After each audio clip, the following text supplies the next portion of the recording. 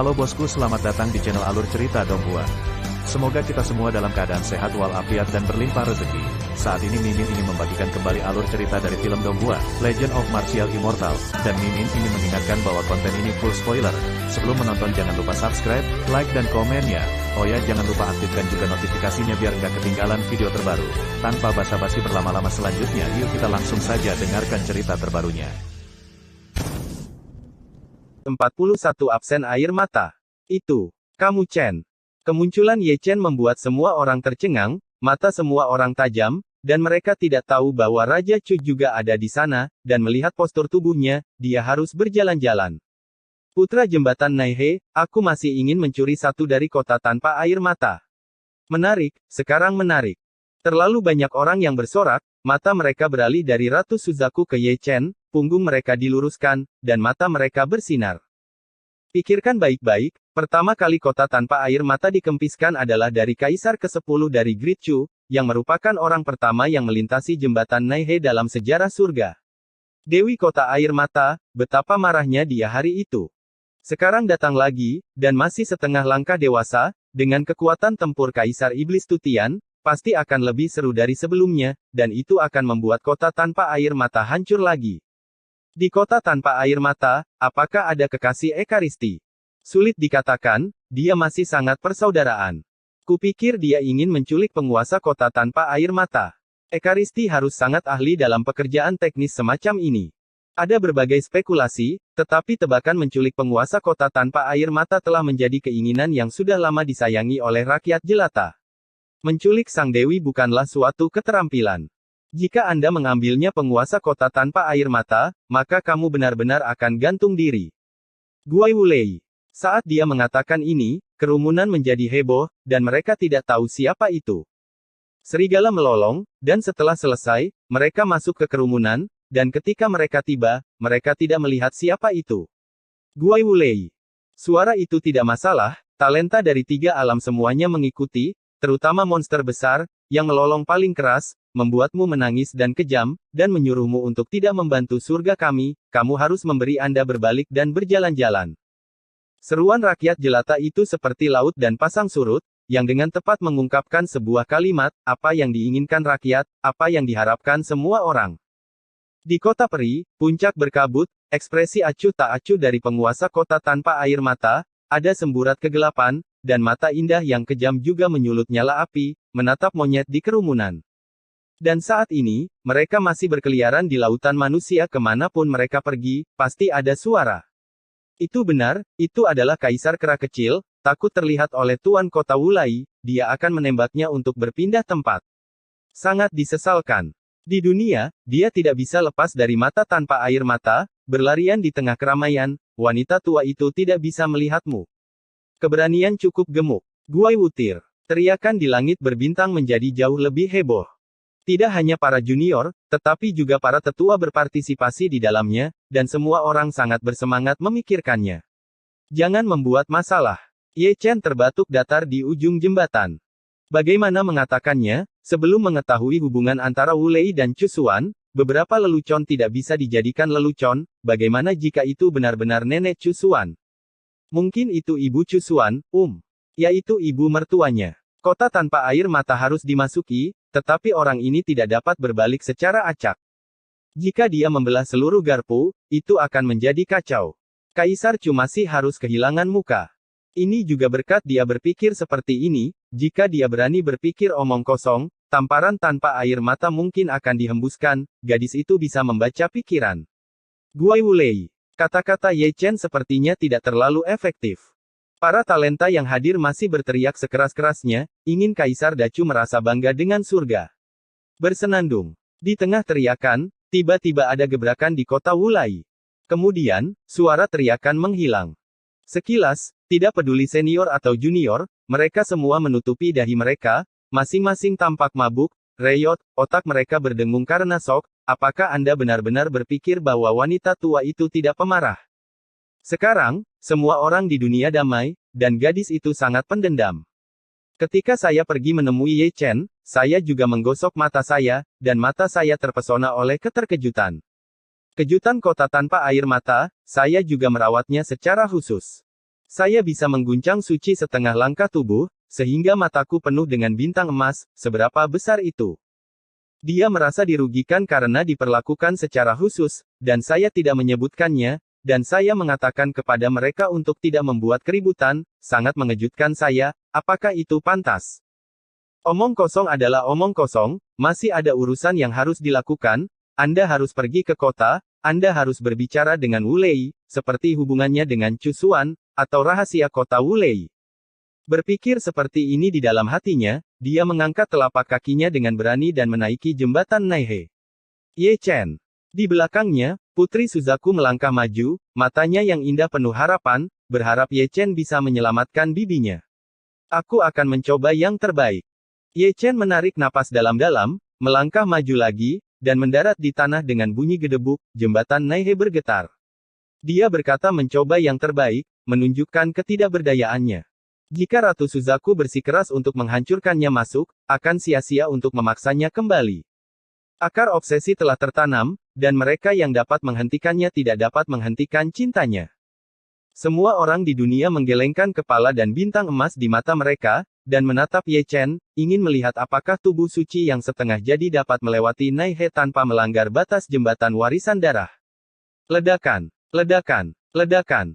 Jembatan Naihe bergetar, dan terdengar suara pelan dan berirama. Itu adalah suara Ye Chen berjalan, aku tidak tahu apakah itu karena tubuh suci terlalu berat, atau paksaan yang terlalu kuat, sehingga setiap telapak kakinya jatuh, akan terdengar suara menggelegar. Itu masih mendominasi. Kaisar Tianqi menghela nafas, selangkah demi selangkah tanpa henti, begitu banyak orang yang menyeberangi jembatan Naihe, yang bisa berjalan dengan begitu mudah, dilihat dari ekspresinya, tidak ada tekanan. Dia jauh lebih kuat darimu. Senzi Sun Mun melirik Raja Wu dari dinasti Zhou Timur. Mata Song Yu juga miring, kamu tidak jauh lebih baik, kamu masih punya wajah untuk mengkritikku. Kencing sekali. Kui Niu menyeringai, Ye Chen pasti yang pertama berjalan di jembatan Naihe dengan begitu mudah. Bos, bantu aku. Aku pusing. Kaisar kera kecil menutupi dahinya dengan satu tangan, dan menopang Kui Niu dengan tangan lainnya, bergoyang, dan semua orang sadar kembali. Bintang-bintang emas di matanya masih bergetar, menggelengkan kepalanya berdengung. Bukannya dia tidak cukup kuat, itu karena Wulei merawat Ye Chen secara khusus ketika dia merawatnya secara khusus. Jadi, ada kebenaran lain, jangan main-main dengan wanita ketika kamu main-main dengan siapapun, terutama yang disebut Wulei, yang dikatakan kejam dan sangat pendendam, apakah kamu manusia atau monyet, kamu harus memiliki waktu yang lama. Penyimpanan. Ledakan. Ledakan. Ledakan. Gemuruh berlanjut dan menjadi lebih berat. Di jembatan, alis Ye Chen sudah sedikit berkerut. Pernah berada di jembatan Naihe sebelumnya, dan dia tahu bahwa jembatan ini aneh. Mereka yang telah berkultivasi ke alam dapat mencapai kesuksesan setengah langkah Kaisar Tu, dan mereka tidak terkecuali setiap langkah yang mereka ambil, tekanan meningkat 1 poin. Ledakan.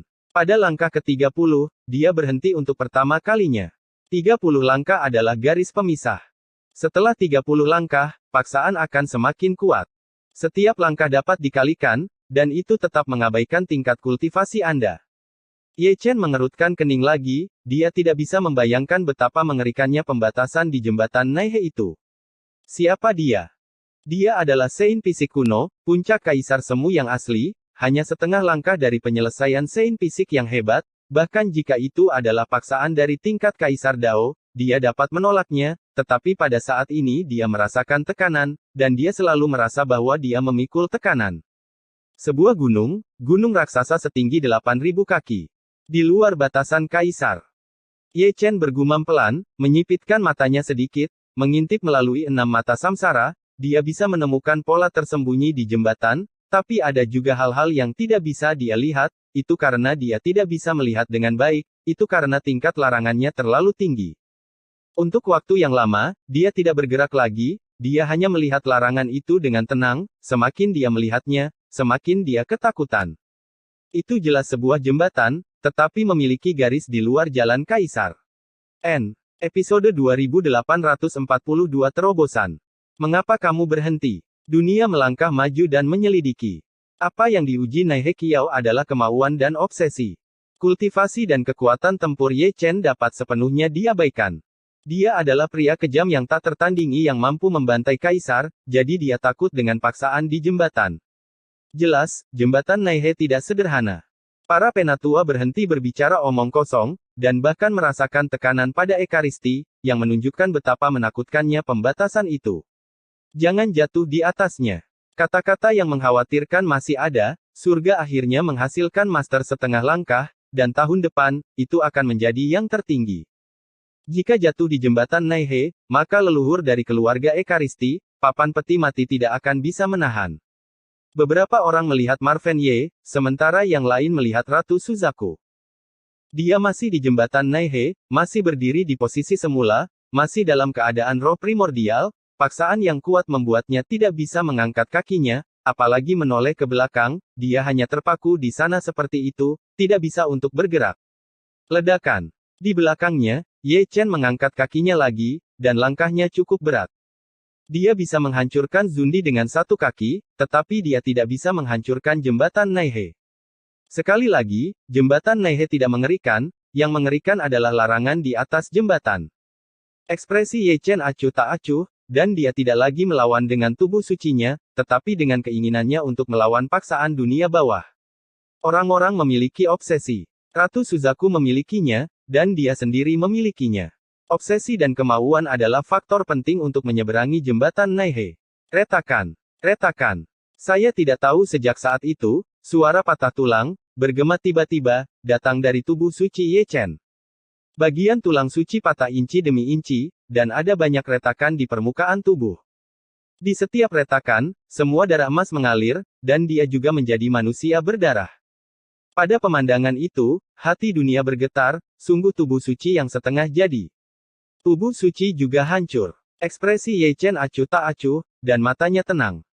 Langkahnya tidak berhenti, setiap langkah menjadi semakin berat, tubuh sucinya tidak pecah, dia mengabaikannya, dan hanya berjuang melawan keinginan dan obsesinya, seolah-olah dia sedang mengalami malapetaka dan hukuman dewa, jika hati tidak mati, jiwa manusia tidak akan padam. Kaisar ke-10 Dacu Tangguh, telah menembus 6 reinkarnasi, melintasi lautan kekacauan, dan disambar guntur sepanjang jalan. 64 kaisar dan hukum tubuh hampir tidak dapat melenyapkannya. Kehendak telah lama abadi dibandingkan dengan menghancurkan tubuh sucinya, menghancurkan keinginannya adalah hal yang paling sulit, bahkan paksaan tertinggi tidak akan berhasil. Ledakan. Turun pada langkah ke-54, Ye Chen menyusul Ratu Suzaku mampu sampai di sini menunjukkan bahwa Ratu Suzaku memiliki pikiran yang teguh, tetapi latar belakangnya masih sedikit kurang dalam moralitas, dan keinginannya tidak sebanding dengan Ye Chen. Senior, ayo kembali, kata Ye Chen. Ketika kamu mengambil cusuan saat itu, kamu sedikit pemalu, dan kamu mungkin ingin berbalik. Ratu Suzaku tersenyum tipis, dan senyumnya cukup lelah. Ye Chen diam dan tidak mengatakan sepatah kata pun. Di masa lalu, dunia tidak bisa membujuknya untuk kembali. Hari ini, dia juga membujuk Ratu Suzaku untuk tidak melakukannya. Bagaimanapun, mereka adalah orang yang sama, mereka semua karena cinta, dan mereka semua memiliki obsesi itu. Mereka yang pergi ke jembatan Naihe, siapapun yang tidak memiliki obsesi, dan siapapun yang mau berbalik, semua datang dengan hati kematian. Jika mereka gagal, mereka akan musnah. Ye Chen mengalihkan pandangannya ke belakang, dan menatap Putri Suzaku di jembatan Naihe, penuh permintaan maaf. Itu saja. Pria kuat dari klan Suzaku melambaikan tangannya dengan ringan, dan Putri Suzaku juga menurunkan matanya, dan tidak bisa menariknya lagi. Senior, hati-hati. Ye Chen menangkupkan tangannya memberi hormat. Itu adalah rasa hormat untuk senior, dan itu juga rasa hormat untuk senior. Siapapun yang memiliki cinta adalah terhormat. Usai upacara, dia melanjutkan perjalanannya, selangkah demi selangkah, menuju sisi seberang jembatan. Sebelum berangkat, dia memberi tahu Ratu Suzaku bahwa untuk sampai ke jembatan, dia membutuhkan obsesi dan keyakinan abadi, itulah kunci untuk bertahan hidup. Ratu Suzaku menyaksikan sambil tersenyum. Melihat punggung Ye Chen, dia tidak bisa menahan diri untuk tidak kesurupan. Melihat Kaisar Chu, itu seperti melihat kekasihnya. Ada punggung yang mirip dan obsesi yang sama. Angin sepoi-sepoi bertiup, mengaduk rambut ilusinya, membuat sosok cantiknya semakin pedih. Dunia menghela nafas, dan tidak bisa menahan sedikit tertekan, berpikir bahwa orang yang dia cintai dapat mewujudkan semangat, melihat wanita yang tergila-gila itu, untuk melanjutkan keinginannya yang telah lama disayanginya, dia tidak mau melepaskannya. Keterikatan itu, dan menggunakan cinta itu untuk mendukungnya. Anda harus menjaganya sampai akhir waktu. Ledakan. Ledakan. Di depannya, Ye Chen tidak menoleh, tubuhnya yang mendominasi juga ditutupi dengan bekas luka, dan dia hancur tak berbentuk. Namun, langkahnya tidak berhenti. Kehendak yang tidak dapat dihancurkan, dengan kekuatan yang tidak ada habisnya, bahkan jika itu tidak dapat membuka batas warisan darah, bahkan jika tidak ada kematian atau cedera, jembatan Naihe yang masih berdiri di atasnya berdengung dan bergetar. Ekspresi acuh tak acuh dari penguasa kota tanpa air mata aneh untuk pertama kalinya. Ye Chen pasti yang pertama bisa berjalan ke ujung jembatan tanpa membuka batas warisan darah.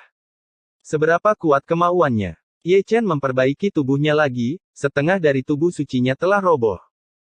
Dia hanya berjarak 3 langkah dari ujung jembatan Naihe, dan tekanan dalam kegelapan sudah sangat kuat, bahkan lebih kuat dari terakhir kali dia datang. Aku melakukannya saat itu, tapi aku bisa melakukannya hari ini. Ye Chen berkata dengan ringan, dengan 1 langkah ke bawah, tubuh fisiknya ambruk di tempat, meledak menjadi kabut darah keemasan, hanya menyisakan roh primordial ilusi, dan wajah dunia begitu pucat. Hatiku abadi, dewaku abadi. Seperti yang dikatakan Ye Chen, langkah kedua telah diambil, dan terdengar ledakan, seperti lonceng kematian dari neraka, mengguncang jiwa yang abadi, tubuh suci kuno yang ganas, roh primordial hancur di tempat, benar-benar hilang. Ini. Para biarawan surga membuka mulut mereka, apakah ini benar-benar terkubur? Seorang master setengah langkah, benar-benar berlutut di jembatan Naihe. Membuat mitos yang tak terhitung jumlahnya, dan mati seperti ini. Sial. Kaisar kera kecil menggertak. Pada saat ini, monyet itu tidak merasa pusing sama sekali, dan berteriak keras, lebih keras dari lolongan serigala sebelumnya. Sialan. Bukan hanya dia memarahi, tapi juga dunia. Tidak ada air mata dan tidak ada cinta di dunia. Tiba-tiba, sebuah kata berkabut bergema di seluruh dunia. Meskipun tidak ada seorang pun di jembatan Naihe yang kosong, terdengar suara gemuruh, lebih keras dari yang sebelumnya. Jembatan Naihe terombang-ambing. Di bawah perhatian dunia, di ujung jembatan Naihe, cahaya keemasan yang kacau menyala, dan jalan-jalan yang kacau terjalin. Dengan kecepatan yang terlihat dengan mata telanjang, sosok manusia terbentuk, kacau dan tidak jelas, hanya cahaya keemasan yang menyilaukan. Itu adalah kaisar ke-10 dari Great Chu, jiwanya tersebar, tetapi keinginannya tidak padam, dia menggunakan dewa untuk menjadi pikiran, dan melalui pikiran untuk menjadi Tao, dia mengambil langkah terakhir dan menyeberangi jembatan Naihe. Dia menciptakan mitos dan menciptakan preseden, dia adalah orang pertama yang mengempiskan kota tanpa air mata, dan juga orang pertama yang menyeberangi jembatan Naihe tanpa melanggar batas suksesi darah.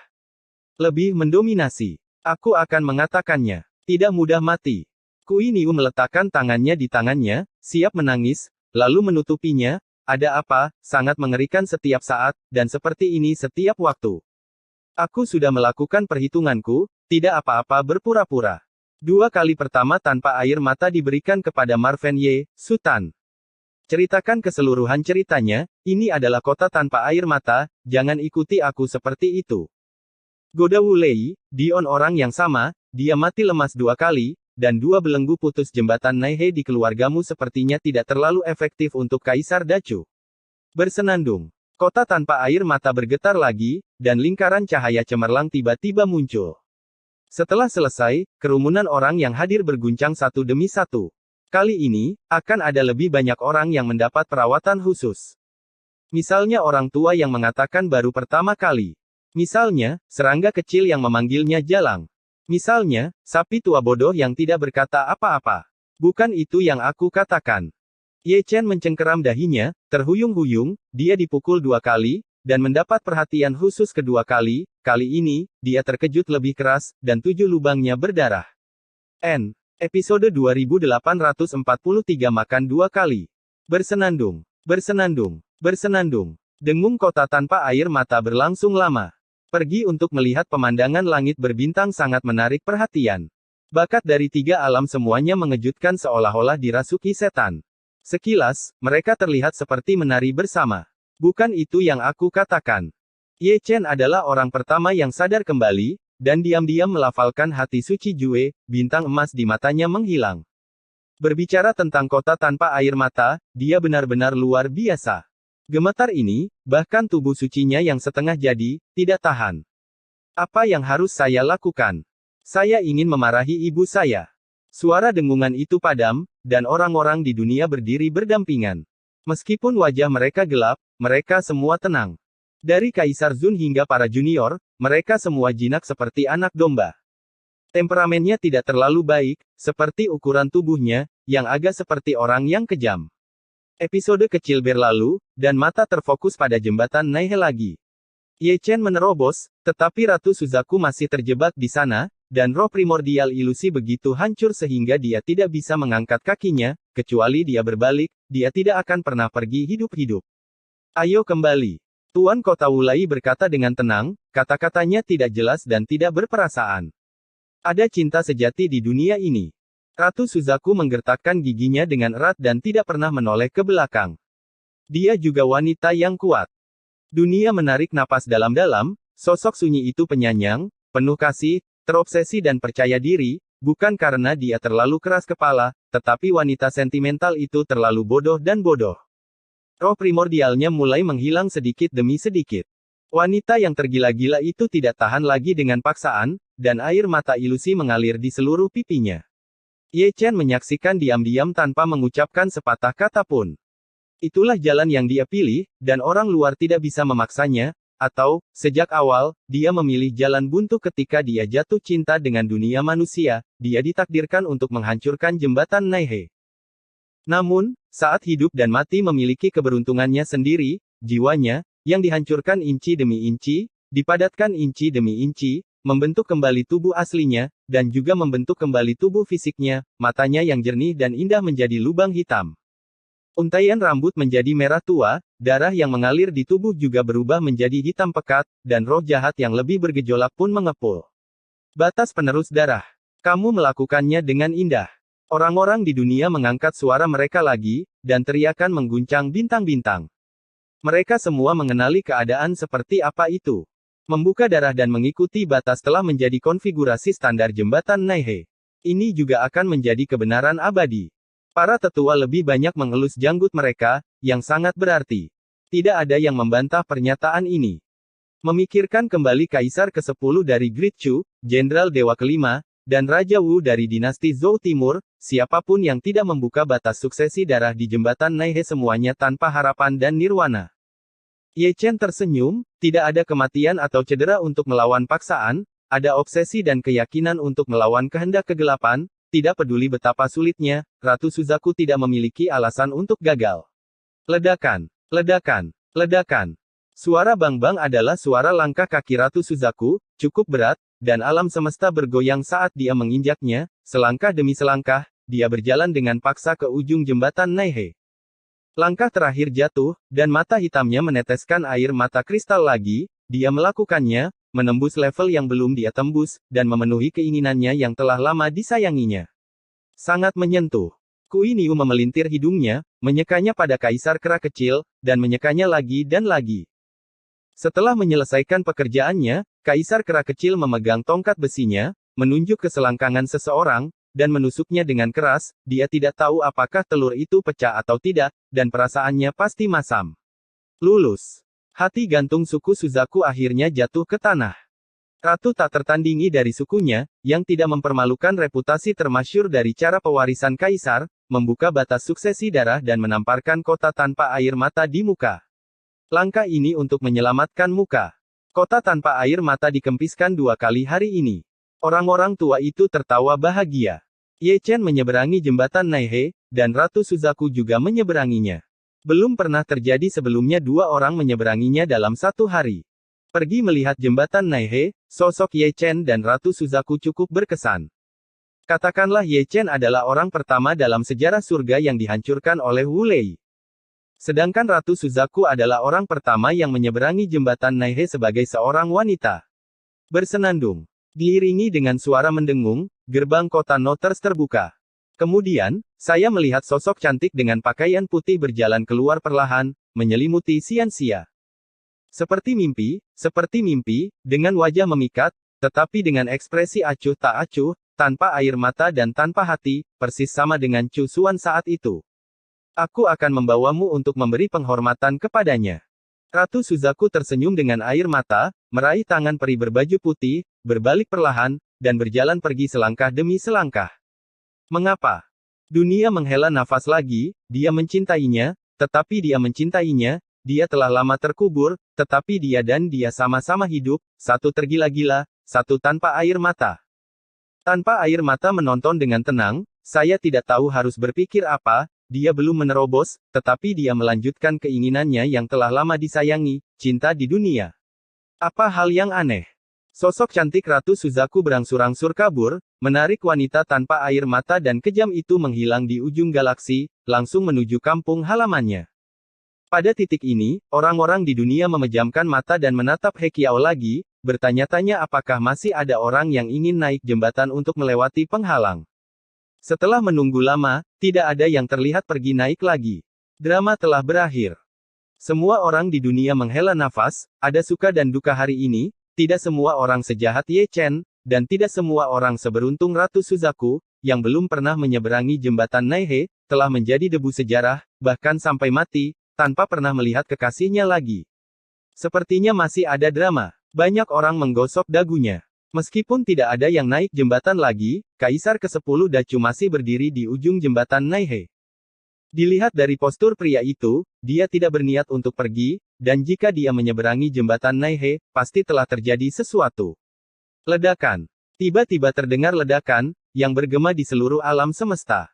Orang-orang di dunia tidak menunggu pertunjukan besar, tetapi mereka menunggu raungan, yang datang dari yang halus dan ketiadaan, mengguncang hati dunia, dan jiwa mereka mau tidak mau gemetar. Terlalu banyak orang mengangkat kepala, mata mereka tidak pasti. Ye Chen juga sama, alisnya sedikit berkerut, dia tahu itu dari zaman kuno, dan dalam beberapa hari terakhir, poni menjadi semakin sering, hampir setiap 3 atau 2 hari sekali. Juga menonton, tidak ada air mata, mata Ling Che yang indah, ada banyak kekhawatiran, dia tahu lebih banyak rahasia, dan baru kemudian dia tahu betapa mengerikannya apa yang disebut malapetaka itu, tidak sesederhana invasi surga. Iblis. Ada firasat buruk. Berapa kali, dari mana ledakan itu berasal? Apakah akan terjadi bencana? Ada juga banyak gumaman dari dunia. Namun, Ye Chen tanpa sadar mengangkat tangannya dan menutupi dadanya, sesaat sebelumnya, hatinya sangat sakit. Induksi antara Ekaristi masih sangat akurat. Di dunia yang gelap itu, Hong Yan dan Di Huang sama-sama berdarah, dikejar oleh iblis, monster, dan tubuh suci pertama, mereka hampir lumpuh. Untungnya, banyak hal berubah. Berkelahi dan memukul, langit dipenuhi sosok, langit dipenuhi makhluk tertinggi, tersapu ke segala arah, dan krisis diselesaikan untuk Di Huang dan yang lainnya. Namun, itu semua bersifat sementara, tidak ada yang tahu berapa lama mereka bisa bertahan. Dan tidak ada yang tahu apakah mereka bisa bertahan dan memasuki masa prasejarah kuno. Suara menggelegar, saya tidak tahu kapan itu akan menghilang. Menghilang bersama, ada juga Bridge of Notters dan Naihe. Ye Chen menutup matanya, tiba-tiba berbalik, dan melangkah ke kota tanpa air mata. Dunia juga menutup mata mereka. Ketika mereka melihatnya masuk, mereka tidak bisa menahan diri untuk tidak mengangkat alis. Mereka yang telah menyeberangi jembatan Naihe sejak zaman kuno dapat mengambil seorang wanita dari kota tanpa air mata. Apakah Ekaristi akan mengambilnya? Siapapun yang ada dalam pertandingan akan dibawa pergi. Air mata diculik. Don, jangan katakan itu sangat mungkin. Tahu bahwa Kaisar ke-10 dari Chu Agung hidup kemanapun dia pergi kebenaran ini telah diverifikasi. Di tengah perbincangan tersebut, mata dunia masih sangat cerah. Meskipun jembatan Naihe telah hilang, kota tanpa air mata masih ada, dan tidak ada yang pergi. Mereka semua berdiri di langit berbintang dengan tangan di mulut, menunggu Ye Chen keluar, terutama karena mereka ingin menonton kegembiraan. Pada saat ini, banyak orang dengan otak besar sudah memikirkannya, dan mereka sudah membuat gambar kota peri Ye Chen tanpa air mata. Episode 2844 orang di kota. Ye Chen muncul kembali, sudah di City of Notters. Saat Anda menatap mata, Anda bisa melihat udara peri bertahan, di awan dan kabut yang kabur, ada banyak gunung spiritual, sungai peri, dan air terjun. Ini benar-benar kota peri. Ye Chen bingung, meskipun dia pernah mendengar Chu Xuan dan Ye Ling menggambarkannya sebelumnya, tetapi melihatnya kali ini, dia masih terlihat linglung, seolah-olah dia melihat sepotong negeri dongeng berkabut, terlalu banyak peri yang anggun, atau lintas puncak gunung berkaki, atau membawa keranjang mengubur bunga, atau menari dengan ringan, masing-masing memiliki penampilan yang tiada taraf, dan masing-masing adalah yang paling cantik di dunia. Selain itu adalah nafas antara langit dan bumi. Kota tanpa air mata begitu ajaib, tanahnya luas dan tak terbatas, langit tidak ada habisnya, dan dalam kegelapan, ada kekuatan misterius dan kuat yang terukir, yang bahkan lebih tidak jelas daripada zona terlarang. Di mana aku bisa menemukanmu? Ye Chen memanggil, dan melirik Chang Miao. Namun, Noters tidak menanggapi. Di mana aku bisa menemukanmu? Ye Chen memanggil lagi, menambahkan kekuatan roh primordial. Namun, masih belum ada tanggapan. Ye Chen menggelengkan kepalanya, mengambil langkah, dan tidak kembali jika dia tidak kembali. Dia juga mengambil kesempatan ini untuk melihat-lihat kota tanpa air mata. Ini adalah pertama kalinya dia datang ke sini, dan dia terasa cukup baru. Dia melihat ke kiri dan ke kanan sepanjang jalan, dan melihat banyak peri, tetapi masing-masing dari mereka memiliki ekspresi acuh tak acuh, tidak menunjukkan emosi manusia. Tidak hanya itu, tubuh sucinya yang setengah jadi, ketika tiba di sini, tampaknya telah menjadi udara, dan tidak ada peri yang memandangnya, dan mata mereka yang jernih dan indah semuanya kusam dan kosong, menunjukkan semua kekejaman mereka. Canggung. Ye Chen mengeluarkan batuk kering, dan melangkah melintasi jembatan kayu, mata air di bawah jembatan berdeguk, dan ada semburan kemegahan. Dari waktu ke waktu, ikan terlihat memercikkan air. Melihat ikan mata, tidak ada emosi bangau terbang di langit, kusama kelinci giok mencari makanan semuanya sama. Dengan kata lain, semua orang di kota tanpa air mata, apakah mereka manusia atau makhluk roh, apakah mereka terbang di langit, berlari di tanah, atau berenang di air, semuanya tanpa emosi. Di kolam peri, dia tiba-tiba berhenti, bayangannya tidak terlihat di air di kolam, permukaan danau tenang, dan tidak ada ombak sama sekali, sama seperti orang-orang di sini. Tutut-tutut. Ye Chen mendecakkan lidahnya, melewati kolam abadi, dan terus berjalan masuk. Setiap kali seseorang lewat, dia akan melirik ke samping. Semua peri penuh dengan daging dan darah, tetapi mereka kejam tanpa air mata. Pada saat ini, depresi yang belum pernah terjadi sebelumnya melanda pikirannya. Kota peri berkabut, negara yang kejam, kesunyian mencekik, tidak ada yang bisa mendengar kata-kata orang, tidak ada yang bisa melihat tawa orang, setiap wajah, setiap bayangan, seperti salinan, tidak ada yang terdingin, hanya lebih dingin. Dia berdiri diam, di bawah pohon bunga persik. Di sana, ada peri berdiri dengan anggun, seperti patung es, tidak bergerak, benar-benar seperti boneka tak bertuhan, dengan hanya sehelai baju yang berkibar tertiup angin. Ye Chen melangkah maju, membelai dagunya, dan melihat sekeliling. Ini adalah tubuh Daoling, yang memiliki garis keturunan yang persis sama dengan Sangguan Hanyu di kehidupan sebelumnya, tetapi asalnya lebih murni dan otentik. Setelah menonton untuk waktu yang lama, Ye Chen pergi. Dari awal hingga akhir, peri itu bahkan tidak memandangnya, dan Ye Chen sangat malu. Saya adalah Kaisar Dacu, dan saya adalah tubuh suci kuno, dan saya juga tubuh suci setengah langkah. Saya hanya selangkah lagi untuk menjadi yang tertinggi, pengabaian seperti itu, mengapa begitu tidak tahu malu. Sepanjang jalan, Ye Chen berangsur-angsur terbiasa, dia melihat lebih banyak peri tanpa air mata dan kejam, dan garis keturunan yang lebih mendominasi, dia menghela nafas sepanjang jalan. Yang membuatnya menghela nafas bukan hanya ini, tapi juga harta kota tanpa air mata, yang sebagian besar adalah taman rumput spiritual. Sebagian besar bunga dan tumbuhan spiritual yang ditanam sudah punah di surga, seperti rumput perinaga, bunga phoenix, dan buah unicorn ada juga banyak, dan ada banyak, yang belum pernah dia lihat. Sebagai seorang alkemis, dia hanya merasa telah datang ke surga, dengan begitu banyak bahan alkimia, dia dapat membuat jiwen dan dengan begitu banyak bahan alkimia, dan ada lebih dari satu jenis. Akibatnya, beberapa temperamennya tidak bisa ditekan lagi. Kemanapun dia berjalan, akan ada sesuatu yang hilang, seperti rumput peri dan buah spiritual, dia akan selalu memetik beberapa, dan dia hanya akan mengambil yang bermutu tinggi, dan seluruh rangkaian gerakan tidak akan melanggar akal sehat, dan dia juga baik-baik saja.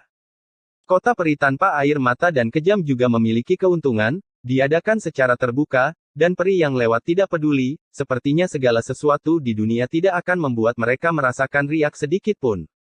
Itu tidak menyombongkan diri, bahkan jika Anda menempatkan peri itu di tanah, mereka tidak akan menunjukkan ekspresi sedikit pun, dan kemungkinan besar tidak akan menolak, dan akan membiarkan Anda melakukan apapun yang Anda inginkan. Terlepas dari omong kosong, Ye Chen lebih meratapi dan sedih, sungguh orang yang luar biasa. Mereka semua adalah makhluk hidup, hidup seperti boneka. Saat dia berjalan, mata Ye Chen tiba-tiba berbinar, dan dia muncul di bawah air terjun dalam sekejap. Di sana, ada juga peri berdiri di sana, berpakaian salju putih, cantik seperti mimpi, seperti patung es, tidak bergerak, hanya dia melihat air terjun, tidak ada riak di matanya yang indah dan kosong.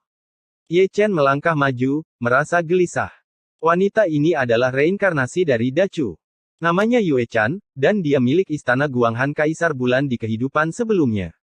Dalam hal senioritas, Qian Sang Yue harus memanggil pamannya. Yang mengejutkan, di kota tanpa air mata, selain Chu Xuan yang bereinkarnasi, sebenarnya ada dua. Yang pertama. Sebelum dia bisa memikirkannya, dia segera mengusap tangannya dan membawa Yue Chan ke dunia kecil. Dia tidak mengorbankan jiwanya dan cahaya peri, dan pengorbanan itu sia-sia. Karena dia berasal dari kota tanpa air mata, dia, seperti Chu Xuan saat itu, perlu meneteskan air mata untuk menjadi penuh kasih sayang. Setelah menemukan reinkarnasi, mau tidak mau Ye Chen mempercepat langkahnya, ada yang pertama, kedua, dan mungkin akan ada yang ketiga, dan masih ada keinginan. Kaisar Dacu menjadi sangat sibuk. Jika Anda memalingkan muka, dia berlarian tanpa air mata. Dimanapun ada banyak orang, mereka akan pergi ke sana, dan ketika mereka bertemu dengan bunga-bunga eksotis yang berharga dan rumput peri, mereka akan mencurinya. Ini adalah gaya yang konsisten dari Kaisar Chu Agung. Setiap kali dia pergi ke suatu tempat, dia akan mengambil sesuatu dengan dia atau bayi. Sayang sekali keberuntungannya sepertinya tidak terlalu baik. Dia pergi ke terlalu banyak tempat dan tidak pernah melihat reinkarnasinya lagi. Namun, keabadian kota tanpa air mata mencuri banyak hal di sepanjang jalan. Kaisar ke-10 Great Chu kehilangan moralnya, dia berjalan melalui mata air peri, dan mata air peri menghilang. Dia melewati taman rumput spiritual, dan taman rumput spiritual kosong. Dia menyeberangi sungai peri, dan sungai peri mengering. Bisa dibilang kalau dia tidak mengambilnya, toh tidak ada yang peduli. Orang yang memiliki motivasi diri seperti itu harus dipermalukan. Diberikan cukup waktu untuknya, dia dapat memindahkan seluruh kota tanpa air mata, termasuk para peri di kota, ke dunia kecil. Melihat dunia kecil di tubuhnya, penuh kemegahan, rumput peri yang dicuri telah ditanam di tanah, disiram dengan mata air spiritual, dan pohon buah spiritual juga dihubungkan satu persatu, buah sebening kristal, memancarkan aroma. Bersenandung.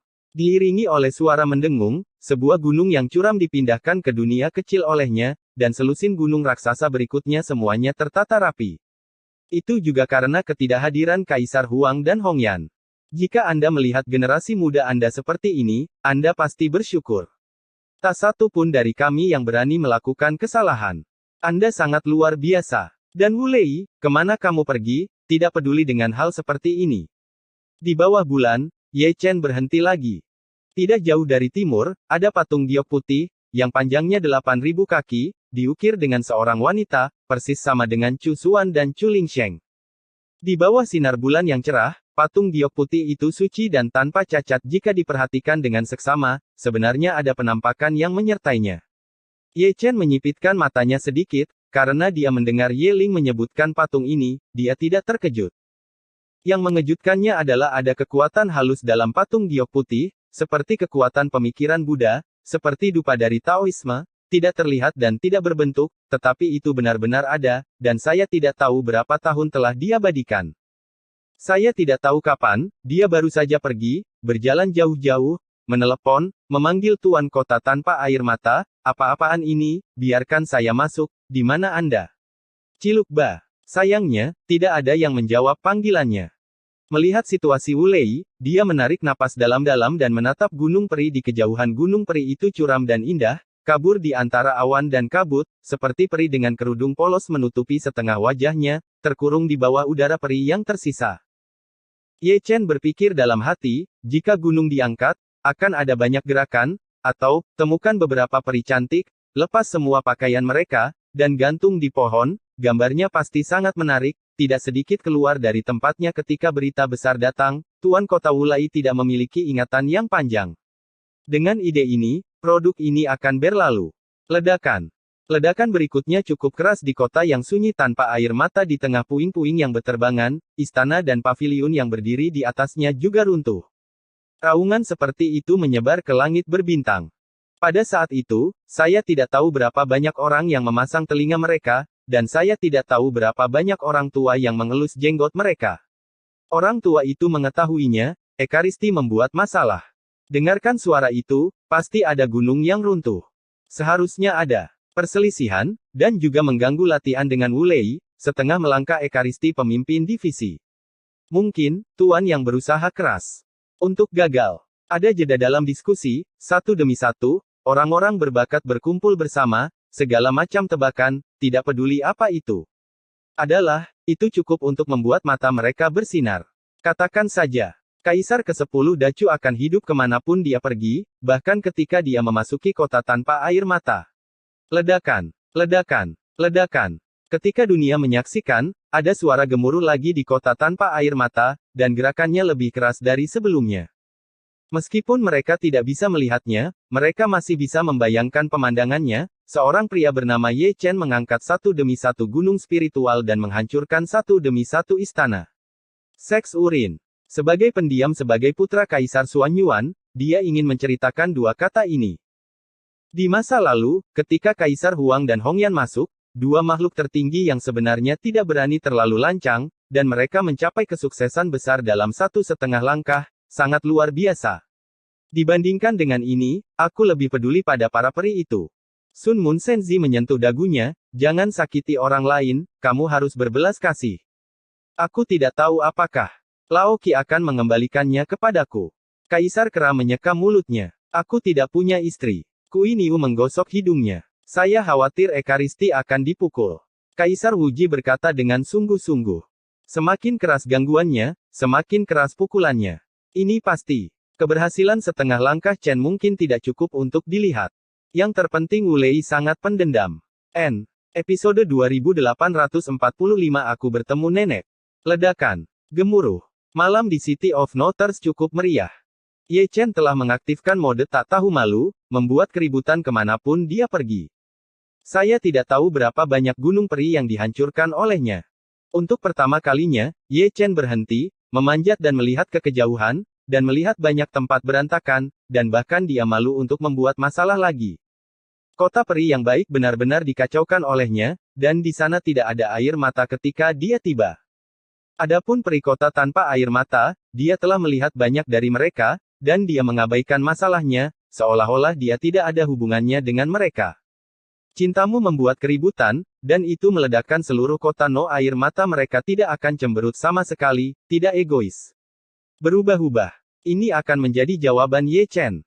Bahkan jika dia malu untuk membuat masalah lagi, terlihat betapa kacau kota tanpa air mata, dan itu tidak akan mengejutkan Wu air mata, betapa tolerannya wanita itu, dia benar-benar ingin meledakkan seluruh kota tanpa air mata, apakah kamu akan muncul lagi? Nyatanya, bukan karena tidak ada air mata yang keluar, melainkan karena tidak ada waktu untuk peduli pada orang lain. Ada masalah di dunia prasejarah kuno, yang memengaruhi tiga alam dan kota tanpa air mata. Dia perlu memperkuat beberapa batasan, yang sejauh ini belum selesai. Jika tidak, apakah dia akan melihat Ye Chen membuat masalah? Dia mengacau dan menidurinya sejak lama, dan dia datang ke kota tanpa air mata, tapi dia tidak jujur.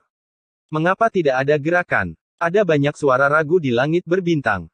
Mungkin sudah tidur. Ada begitu banyak peri, aku khawatir tubuh suci tidak akan bisa menahannya.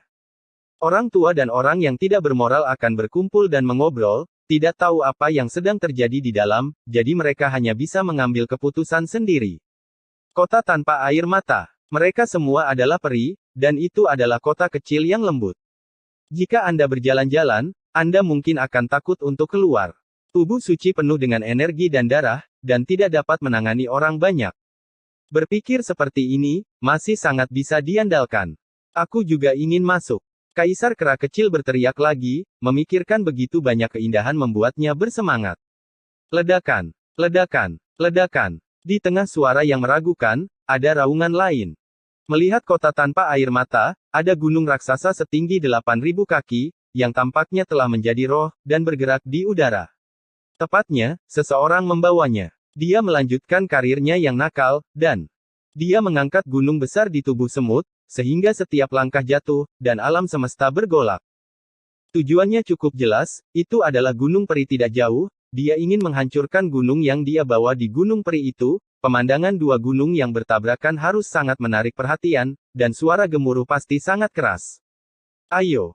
Sebelum dia mulai menghancurkan, dia mendengar kata dan mendengarkan suaranya, tetapi tidak ada air mata, dan dia akhirnya selesai. Kesibukan telah usai, dan ekspresi Notters agak tak terlukiskan berdiri di puncak-puncak, menghadap ke seluruh City of Notters, sepertinya telah dirampok oleh perampok. Kejam dan tanpa air mata, dia tanpa sadar mengangkat tangannya dan menutupi hatinya, dia tidak tahu apakah itu sakit hati atau sakit perut, tapi bagaimanapun, itu hanya sakit. Dia benar-benar meremehkan Ye Chen, dia terlalu melanggar hukum, bahkan lebih baik dari Di Huang dan Hong Yan.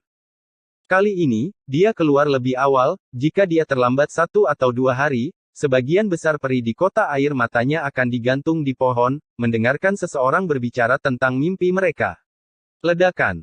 Mendengar ledakan, Ye Chen meletakkan gunung yang dibawanya lagi, dan tanah bergoyang untuk beberapa saat, dan gunung peri di kejauhan, meskipun tidak hancur, dikejutkan olehnya, peri itu menderita.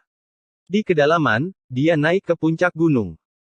Ketika dia tiba, tidak akan ada air mata, seolah berdiri di akhir tahun, begitu jauh sehingga dia tidak bisa disentuh, dia bermandikan cahaya bulan yang terang, seperti mimpi, seperti ilusi, penglihatan kuno sering muncul, menutupi wajahnya, sulit untuk melihat kebenaran begitu samar sehingga membuat orang merasa kabur. Ini Ye Chen, kedua kalinya aku melihat Notters. Saya ingat pertama kali, di Lingyu, ketika Chuling ada di sana, dan sudah ratusan tahun. Selama tinggal sekarang, saya masih merasa khawatir, saya tidak dapat melihat basis kultivasi dari Terles, terkadang saya adalah manusia, terkadang saya adalah seorang biksu, terkadang saya berada di alam kondensasi Qi, dan terkadang saya berada di tingkat kuasi kaisar, seperti dunia, ia berubah setiap saat. Rahasia apa yang disembunyikan? Ye Chen bergumam pelan, tidak peduli seberapa tinggi penglihatannya, dia masih tidak bisa mengungkap tabir misterius di tubuh Wu Lei, apa hubungannya dengan Chu Xuan dan Chu Ling, dan Xiao Ruoxi, apa hubungannya dengan permaisuri Tianting kuno.